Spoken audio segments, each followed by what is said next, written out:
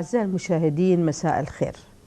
نحن سعداء بأن نتواصل معكم من خلال برنامج فلكلور الذي نتطرق من خلاله إلى الفنون الشعبية بكاملها. فأهلا بكم ومعنا إلى فلكلور.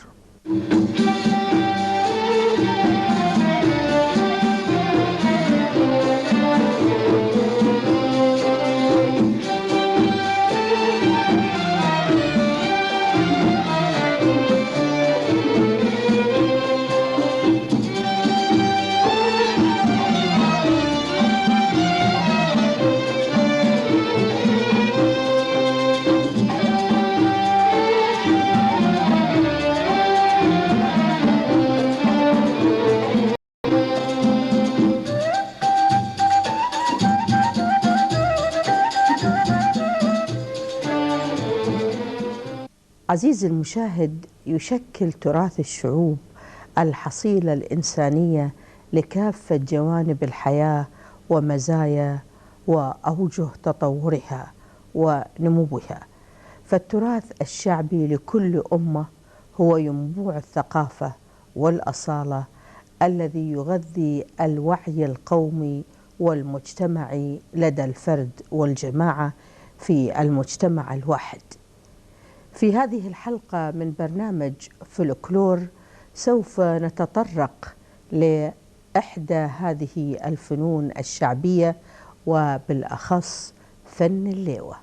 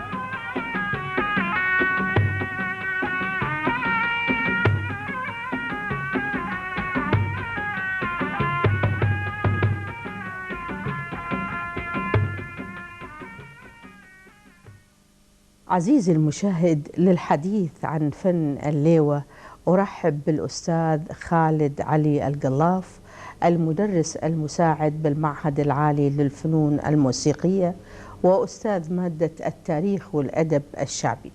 أستاذ خالد، حياك الله معنا في برنامج فلكلور. الله يحييك أستاذ أمل، وشاكر لكم على الاهتمام بالتراث الشعبي واللي قابل للاندثار، وإن شاء الله يعني إحنا معاكم راح نحافظ على هالشيء مع زملائنا طبعا الدارسين. أستاذ خالد، بما أنك أستاذ مادة التاريخ والفن الشعبي، وأعتقد أنت رسالتك الماجستير كانت حول فن الليوة، إذا نود أن نتوقف عند فن الليوة، وهذه الحلقة مخصصة لفن الليوة، وتعرف لنا ما هي الليوة. الليوة طبعا أساسا جاية من أفريقيا عن طريق سفر البحر أو الغوص. نعم. كانوا يجلبون معاهم بعض الفنون من هناك ودخلونها البلاد وتنتشر هنا في الكويت. هذا الكلام من 70 أو 75 سنة، ويتم عليها التغيير. فالفن أساسا إذا دخل بلاد واستوطن أكثر من 50 سنة، حتى لو فن وافد يعتبر فن من البلد، فن محلي، لأن طرأ عليه تغييرات من حيث الإيقاع أو حيث الكلام أو طريقة الأداء الغنائي المقامية. نعم، احنا نعلم بأن فن الليوة مرتبط يعني بطقس معين. هل لك أن تعرفنا هذه المعتقدات التي ارتبطت بفن الليوة ما هي؟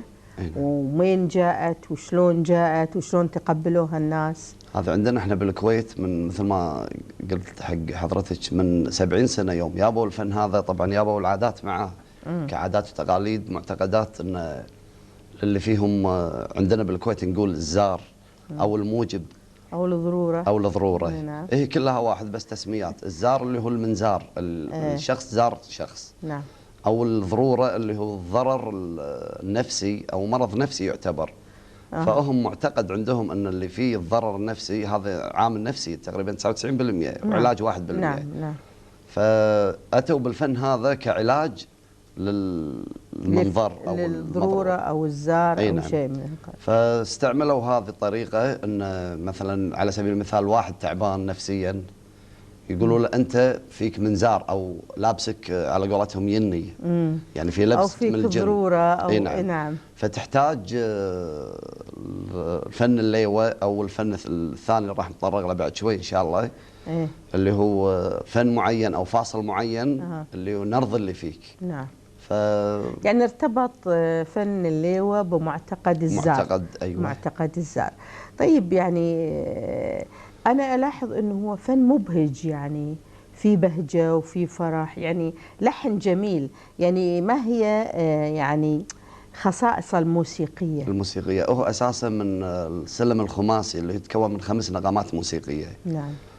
عندما أتى للكويت، طبعا الكويت وظفوا عليه نغمتين. عفوا، خماسي مع أنه أصلا أفريقي لأن السلم الخماسي مستخدم في أفريقيا. نعم.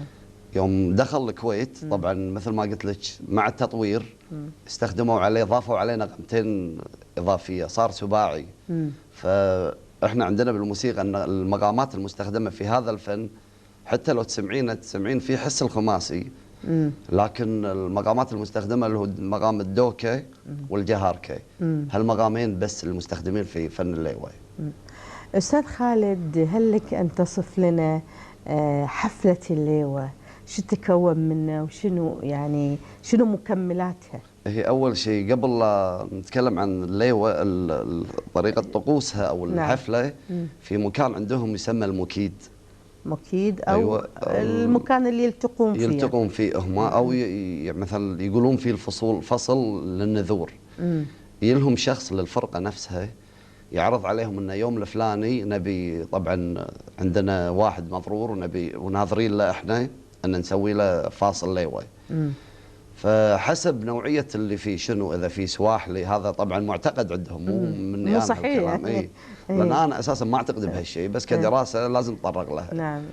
فاستخدموا فن المدوندو او فن الليوه. فن الليوه باللغه طبعا العربيه المعرب، اما فن المدوندو طبعا هذا له شيء ثاني اللي هو في اللغه السواحليه حسب متطلبات اللبس الزار نفسه او الطلب. ايوه. فيتفقون مع العده اللي هي العده يسمونها الفرقه، صاحب الفرقه، ويتفقون ويصير مثل مجموعه حلقه خاصه لهم، مو ناس من برا يجون.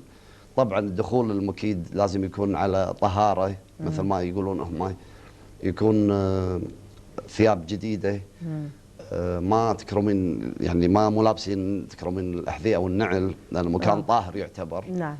ويتفقون على الفاصل اللي مطلوب وهو يبيه لما يرضي المس اللي فيه يعني ويستخدم، يعني يعزفون لغايه ما يعزفون فاصل يشبع فاصلين يعني ثلاثه او يشبع، يقولون زار لما هو يطيح بالارض. فيستخدمون اكثر شيء هم على اساس عندهم 3 ايام الموجب، اللي هو اليوم الاول واليوم الثاني واليوم الثالث. اليوم الاول يسمونه سفره عندهم، طبعا كذا نوع من الاكل، نوعين او نوع واحد. اليوم الثالث يزيد، طبعا يصير كذا نوع، اكثر من 4 أو 5 انواع عشان يرضون النفس نفسها، وهذا هم مثل ما قلت لك معتقد. نعم. استاذ خالد، اللغه اللي اتت فيها الليوه اول ما اتت الى المنطقه، مثل ما ذكرنا بأنها هي واردة، يعني إذا ليست من يعني من الكويت، مأثور يعتبر هي واردة لنا. اللغة التي أتت ودخلت فيها الكويت مع السفارة أو الغواصين عندما أتت لأول مرة، هل هي اللغة العربية؟ هل هي اللغة الأفريقية؟ هل هي لغة هندية؟ ما هي اللغة من خلال بحثك كيف توصلت؟ طبعا اللغة المستخدمة في فن الليوة أساسا اللي هي لغة البانتو يسمونها هم في أفريقيا. طبعا في اللغة السواحلية تعتبر يسمونها لغة البانتو. هي أساسا جاية من جنوب الصومال، كينيا وتنزانيا، هذول الدول المستخدمة، وزنجبار.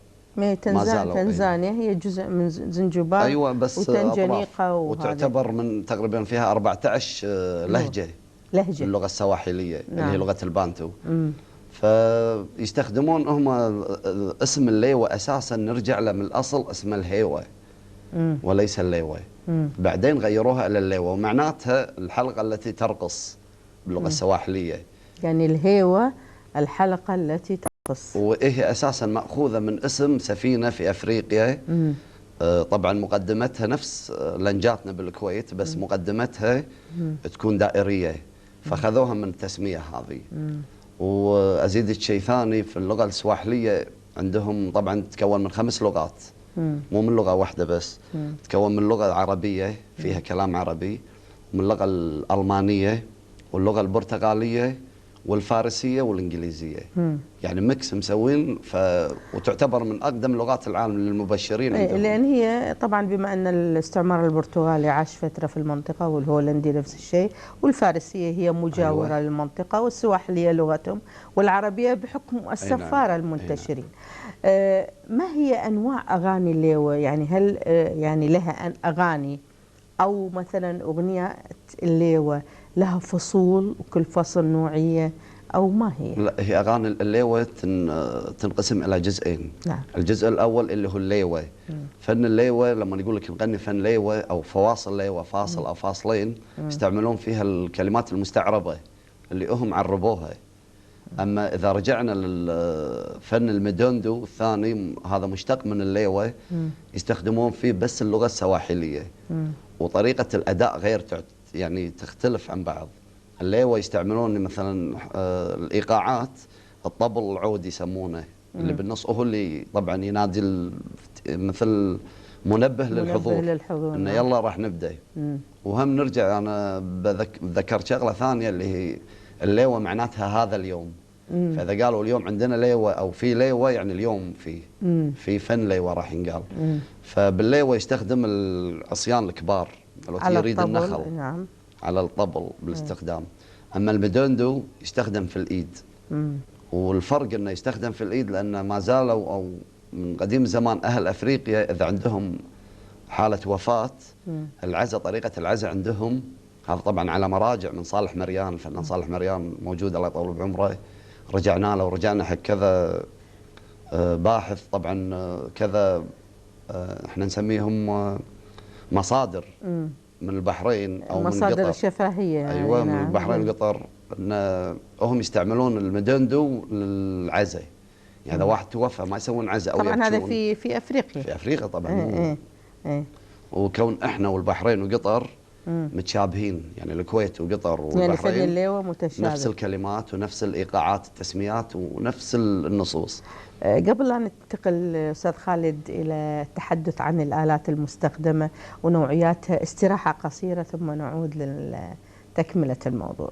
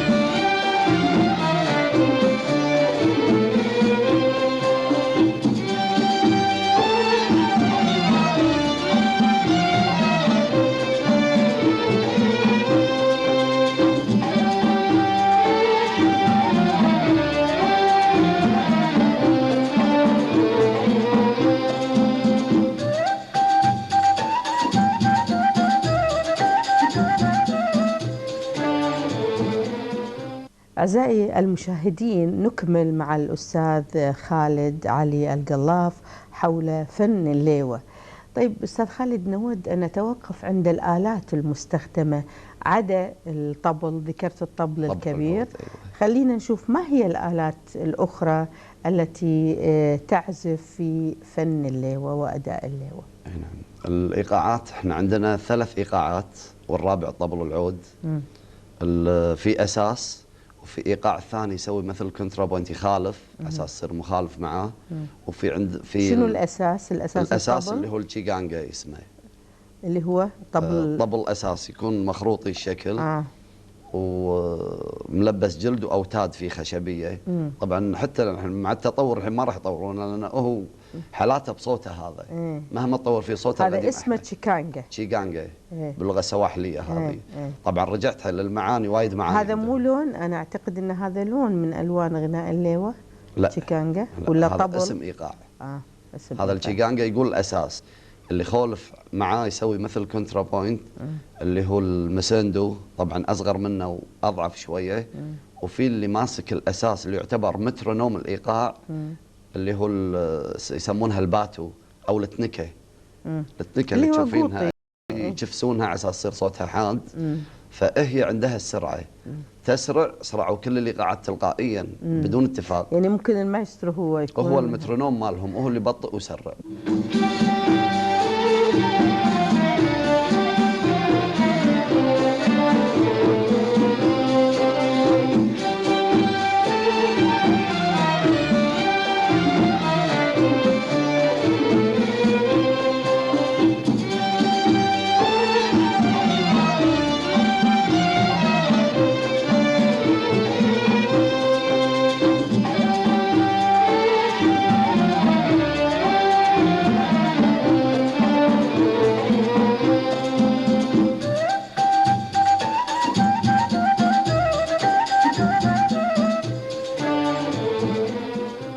أستاذ خالد، يعني نود أن نعرف ما هي تقسيمات آلة الصرناي. طبعا آلة الصرناية تتكون من 3 أجزاء، والجزء الرابع طبعا هذا مثل قشر اليوز، يقصونه مدور على أساس يكتم الهواء اللي على شفايف العازف، ما يتسرب خارج. أيوة لا يتسرب. الجزء الأول اللي هو يسمونه المنارة، مثل تنكة على شكل منارة صايرة كذي مثلثة، طبعا يلفونها على شكل منارة، سموها منارة. هذه من تنك أساسا اللي تمسك الريشة. الجزء اللي بالنص يسمونه الدقل، اللي هو في الثقوب مالت العزف. دقل تسميته عن دقل السفينة. دقل السفينة، حامل أيوة. السفينة. أيوة حامل السفينة. أما الجزء الأخير فيسمونه التاكو أو السماعة، بس احنا نقول عنه تاكو. تسمية هم هذه من أفريقيا، هندية أعتقد أو أفريقية. أفريقيا أو هندية، بس أغلب الظن تكون أفريقية. من اللي يسوي يعني يصنع آلة الصرناي؟ هل هو العازف نفسه أم في بعض العازفين هم يصنعون الآلات بطريقتهم الخاصة، أنه يجيب نوع من الخشبة مربعة يبردها تصير مدورة على شكل سماعة، لأن كل ما كبرت السماعة كل ما وزعت صوت أكثر. فيحط فيها فحم على ما يحتر ويحفرها، يعني طريقة بدائية، مو عند نجار أو منجر أو شيء. ما زالوا يا أن العازف يا أن يروح عند شخص ما يعزف صرناي لكن صانع الآلة. بس أغلب العازفين هم اللي يصنعونها، لأن أعتقد هي آلة مو منتشرة ولا متداولة، يعني هي ليست كالكمان، ليست كالعود، عشان لها متخصصين ولهم طريقة الصانعين. يعني لو تشوفين الآلات النف اللي عندنا المتطورة طبعا بالقياس كمبيوتر كذي يقيسونها، هذول طريقتهم بالشبر والفتر، يعني طريقة بدائية لا زالت وما زالوا يستعملونها. والنوتة صح تطلع عندهم كسمع نسمعها، كنغمة صح تطلع. هل يضبطها، يحط فيها يعني كيف يضبط الثقوب كلها مثل حديدة حارة، مثقب يعني. أيوة حديدة حارة أو فحمة يحطها على الثقوب وياخذ القياس بيده كذي أو شبر، هذا عشان يعمل المسافات. أيوة وبدون قياس وكذي هو عارف المسافة. هل لو اختلت المسافات بين ثقب وثقب يختلف الصوت؟ أكيد. بكل آلة مو بس بهالآلة. لكن هم طريقتهم، يعني أنا الشغلة اللي استغربت منها كل صانع يختلف عن الثاني. يعني هذا حط صبعين هني خذ القياس، افترضي يعني أنا السؤال اللي قاعد أرد سألته واحد قلت له ذي عازف ثاني أصابع امتان حاطهم راح يزيد المسافة صحيح. وهذه شغلة ضرورية. يقول لا إذا أصابع أمتن من هذا لا يحط صبع وصبع الصغير أو شيء. طريقة بدائية جدا. يعني هم ظاهر عندهم مقياس في ذهنهم معين حسي. أيوة. يتوصلون فيه إلى شيء. طيب خلال هذا الطقس اللي يمارس من خلال هذه الآلات اللي ذكرناها، هل يصاحبها رقص؟ اي اكيد. هو هالحركه اللي قلتها انا الايقاع وكذي يشد انتباههم، يوقفون يسوون حلقه، يوقفون ينطرون اول ما يبدا الايقاع، يبدون بحركه طبعا لداخل ويطلع لبرا، حركه يعني هم يكونون متفقين عليها، مو دائريه. وهم حوالين الايقاعات والساريه يفترون دائرية. حوالين نفسهم. يعني يدش لقدام يكسر يمين ويرجع لورا حسب كل فرقه.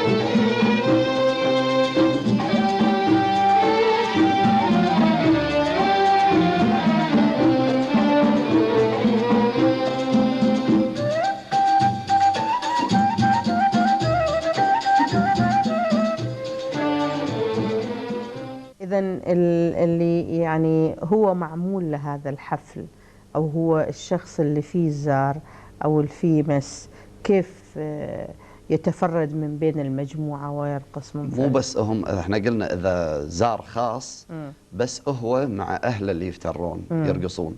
لما ينزل عليه هذا يعني تلبسه عدل، فيطيح عند وين؟ ينام عند الطبل الكبير، طبل العود. فهني انه وصل مراده. فيجي صاحب العده، وطبعا هذا معتقد، يجي صاحب العده يتفق معه كلمه يا باللغه السواحليه يا بالعربي حسب المس اللي فيه شنو اصله. فيعطيه الطلب اللي هو يبي صفرة، يبي كرم سامع خروف، يبي كذي حسب.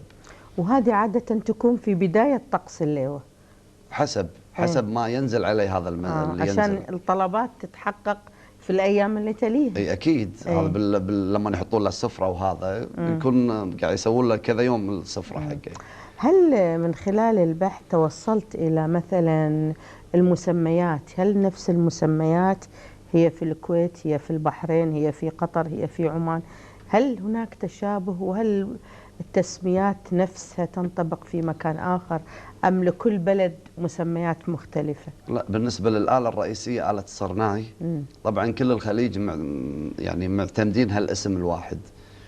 أما الدول العربية الثانية يسمونها المزمار، لأن أصل الآلة تقريبا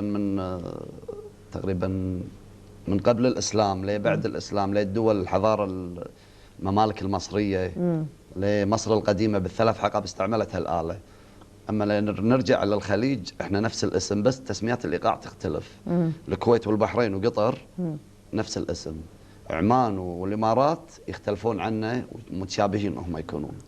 هل يعني فن الليوة هذا مثلا في هذه الدور التي يؤدى فيها، هل هو يورث أم؟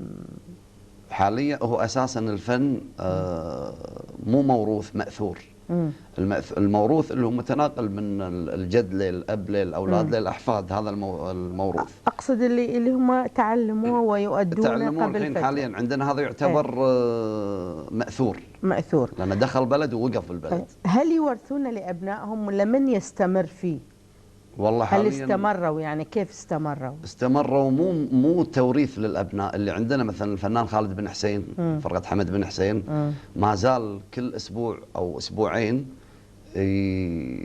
يعملون حفل عندهم في الديوانية أو في برا عندهم بالساحة. لكن ما تورث هالفن له، تعلمه من الفنانين ثانيين، مو موروث منه. الآن في الكويت يعني نقدر نقول من هم اللي يأدون أي فرقة، أي عدة؟ وهل في ناس معينة تأدي أو تسوي مثلا؟ حاليا عندنا بالكويت طبعا أنا أقول لك اللي موجودين. أما اللي توفوا اللي هو مبروك أبو قامبة الله يرحمه، هذا من تقريبا 60-70 سنة راح توفى. عندنا عباس شعبان الله يرحمه توفى. اللي موجودين ما زالوا اللي هو صالح مريان، عنده عدته هم كل خميس يسوي. عندنا خالد بن حسين، عندنا طارق الهولي. هذول اللي وقفنا بس هذول عندهم هذيل. هل تعتقد ان يعني الله يعطيهم العمر الطويل اللي موجودين، هل تعتقد لو هذيلا وقفوا لسبب ما من بيأدي هذا اللون؟ والله في شباب الحين طالعين، بس هم احنا موجودين نحاول نطلعهم على اساس لا يندثر هالفن. هل يدرس هذا في المعهد مثلا؟ لا، كفن كمادة ممكن. كمادة يعني كمادة موسيقية. أنا درسها بالأدب الشعبي. لكن كتدريس آلة جدا صعبة. شنو الصعوبة فيها؟ يعني أبعادها معروفة، مقاماتها معروفة؟ شنو؟ لا، مو المقام معروف، هو مقامين. لكن الآلة يعني آلة الصرناي مثلا. آلة الصرناي على فكرة هذه تقريبا من 1500 سنة خذتها فرنسا، تبنتها. وهي تعتبر ذات الريش المزدوج، اللي هي ريشتين مع بعض فيسوي ذبذبات. فرنسا اخذتها سوت آلة الأبوة الحين، هذا من 1500 سنة. نعم. وما زالت احنا عندنا ما تطورت. لم تتطور. بس نفس التون، نفس الصوت لو تسمعينها. ثانيا طريقة العزف فيها الريشة لازم تنقعها بماي كذا مدة. طريقة العزف مو بالنوتة، سماعي على سماع الأذن. يعني أنا لو أعزفها ما أعرف أصيدها سماعي. لو أعرف مع أن أنا دارس موسيقى لكن أقرأ نوتة ممكن، بس هم ما تقرأ فيها النوتة. عزفها محتاج إلى مهارة سمعية وسمعية أستاذ خالد، يعني الديكور اللي في حفل الليوة والزخارف وهالألوان اللي موجودة، يعني هل هي أيضا يعني منقولة أم هو اجتهاد من صاحب المكان في إنه يزخرف المكان ويحط أعلام ويحط ألوان وزخارف بالآلة طبعا. في الآلات، بعض بالآلة. الآلات أو حتى في المكان يعني. نعم. هو أساسا عازف الصرناي يحب يكون آلته طبعا مزينها ونجوم، يحطون نجوم فيها يبخرونها، لأنه يكون من خشب السيسم أو الصاج، الخشب الصلب، فيحاولون أن يبخرونها، يحط فيها دهون عود، دهن ورد، يعني تزيين، يحط فيها سلسلة على أساس عن الشدخ مع شدخ، ألوان يحط يلونها، يعني يجملها نفس اللي عنده سيارة شلون يضبطها وشي إنه يرتاح نفسيا إذا شافها. هل لها يعني إيقاع معين أو شيء مسمى لها؟ الآلة آلة الصرناي أساسا هي لو نرجع، هي المسمى الصرناي أساسا الكلمة فارسية، اللي هي سرناي، اللي هي آلة الخشب يسمونها في بلاد فارس.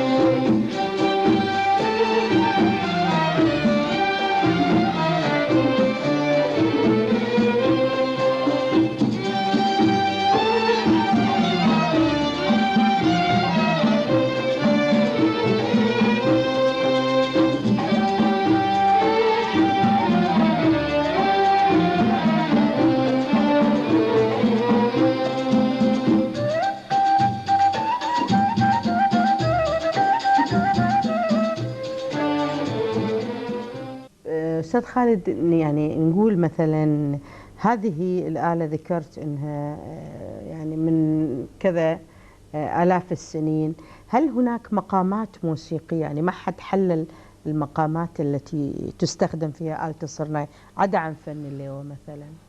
آلة الصرناي استخدمت في مقامات ثانية على فكرة، اللي هو لما القلاليف يشونون السفن. طبعا بتشوين السفن عارفين طريقة تشوين قبل لا ينزلوهم من البحر. يستخدمون فن السنجني، بعدين الشبيثي، بعدين الشابوري. فن السنجني والشبيثي يستخدمون فيه آلة الصرناي. طبعا مقامات تختلف عن مقامات الليوة، بس مقامات أخرى عندنا بالموسيقى العربية هذه موجودة. الأغاني، يعني أنا لاحظت أنه في السنوات الأخيرة مثلا في الليوة أغاني خلط، حتى يركبون أغاني من الأغاني السائدة عليها. يعني هل هذا هو الأساس؟ هل هذا هو المطلوب؟ أم هذه هي أصبحت يعني لون من ألوان الترفيه، ولهذا صار اللي يؤديها يضيف عليها؟ احنا عندنا حاليا فن الليوة يعني ندر الفن هذا انه يستخدم كزيران وكذي. عندنا كله ياخذونه على قولتهم انس او وناسه يسمونه. فعندنا الحين قاعد يستعملونه باغاني الوطنيه، يدخلون عليه اغاني كلمات وطنيه كايقاع سريع. ايقاع وهو الايقاع 6/8 نفس الدزه. طبعا ايقاع سريع يستخدمون في اغاني الوطنيه. اغاني الافراح يستخدمون. طبعا الافراح على طول الحين قاعد يستخدمون الاغاني. انا اشوف في كل هذا في فرق الشبابيه الحين قاعد يستخدمون الايقاع نفسه. طب بس مو بصوت الصرناي، بصوت كيبورد طبعا يحطونه. هل يعني احد من الملحنين مثلا حاول انه يدخل هذه الآلة او هذه الايقاعات في اغاني حديثه او الالحان الحديثه؟ طبعا استاذ احمد باغر دخل الآلة هذه مع طبعا آلات حديثة. استاذ غنام الديقان دخل استعملها مع اوركسترا. استاذ دكتور عبد الله رميثان دكتور عبد الله رميثان طبعا استخدم الآلة هذه ودخلها مع اوركسترا كمانجات طبعا، ونفس دوزان الآلة نفسها.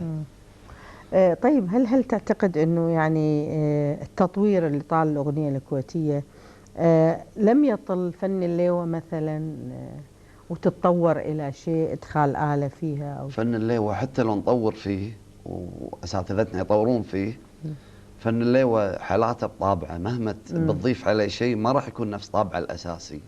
فتعودنا على الطابع الاساسي، لو بندخل عليه آلات ثانية ما راح تحسين بطعم الفن هذا الا بآلته الاساسية وبايقاعاته الاساسية المستخدمة. أستاذ خالد، يعني دعنا نتوقف عند هذا الفن. يعني هو فن جميل وبغض النظر عن أنه هو فن وافد، لكن لا زال هذا في حفلات الليوة الأساسية اللي هي في مكيد أو في دار من هالدور اللي ذكرناها، الكلمات السواحلية لا زالت تردد أم طورت هذه وتستخدم كلمات عربية ثانية فيها؟ طبعا الحين عندنا الوضع الحالي الحين طبعا أكثر الفنانين يجهلون اللغة السواحلية، فيضطر انه ياخذ الوزن مالها مال الكلام السواحلي ويركب عليه عربي.